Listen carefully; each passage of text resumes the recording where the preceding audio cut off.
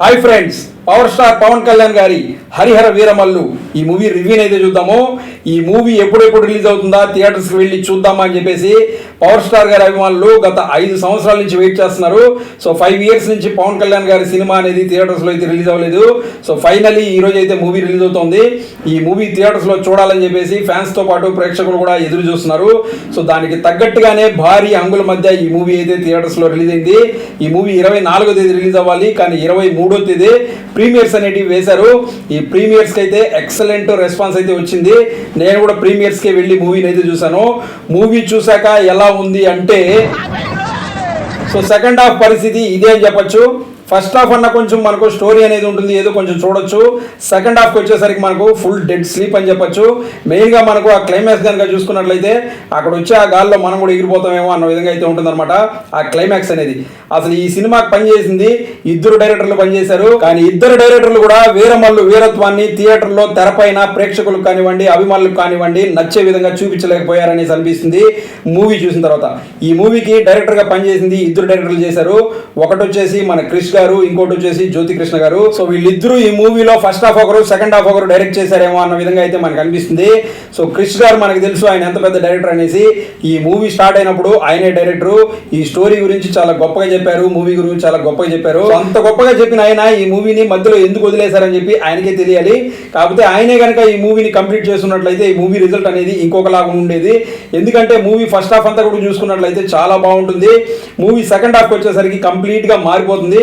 అసలు second half లో ఏం స్టోరీ లేకుండా మూవీని అలా లాక్కెళ్ళాలి అన్నట్టుగా ఉంటుంది. అలాగే మనకు క్లైమాక్స్ కనుక వచ్చినట్లయితే అదైతే ఇంకా చాలా దారుణంగా ఉంటుంది. అసలు ఆ క్లైమాక్స్ సీన్స్ చూడలేము, ఆ విధంగా అయితే ఉంటుంది అనమాట. సో అలాగే ఈ మూవీలో కొన్ని సీన్స్ మన పవన్ కళ్యాణ్ గారు కూడా డైరెక్ట్ చేశారని చెప్పేసి ఒక టాక్ అయితే ఉంది.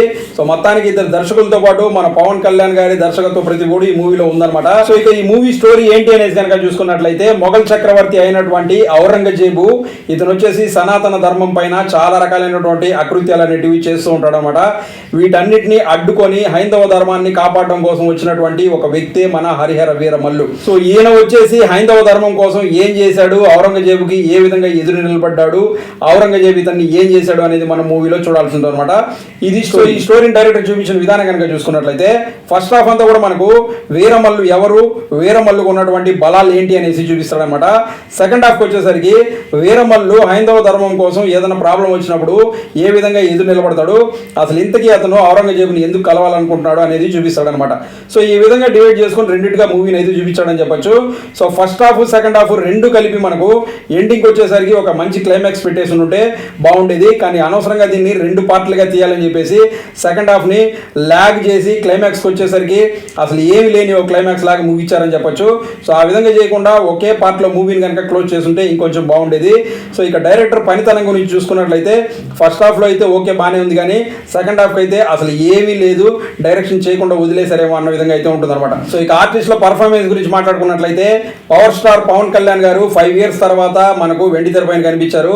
ఆయన అయితే సేమ్ ఎనర్జీ ఏ మాత్రం తగ్గకుండా చూపించారని చెప్పొచ్చు. పవన్ కళ్యాణ్ గారి ఫ్యాన్స్ కి అయితే ఫీస్ట్ అని చెప్పొచ్చు. ఇన్ని సంవత్సరాల తర్వాత ఆయన చూసినందుకు ఆయన అయితే పర్ఫెక్ట్ గా చేశారు ఆయన క్యారెక్టర్ అని చెప్పొచ్చు. సో అలాగే ఇందులో మెయిన్ లీడ్ చేసినటువంటి నిధి అగర్వాల్ ఈ ఉన్నంతలో ఆయన క్యారెక్టర్ వరకు బాగానే చేసిందని చెప్పొచ్చు.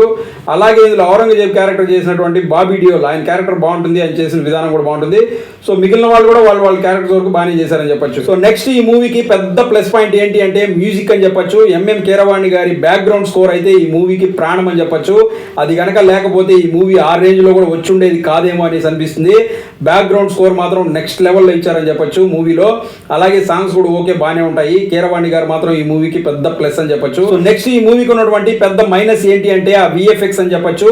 ఈ మూవీలో చేసినటువంటి విఎఫ్ఎక్స్ వర్క్స్ కనుక మీరు చూసినట్లయితే ఏదో చిన్నపిల్లల కార్టూన్ నెట్వర్క్ ఛానల్లో చూసినటువంటి విఎఫ్ఎక్స్ లాగైతే మనకు అనిపిస్తుంది.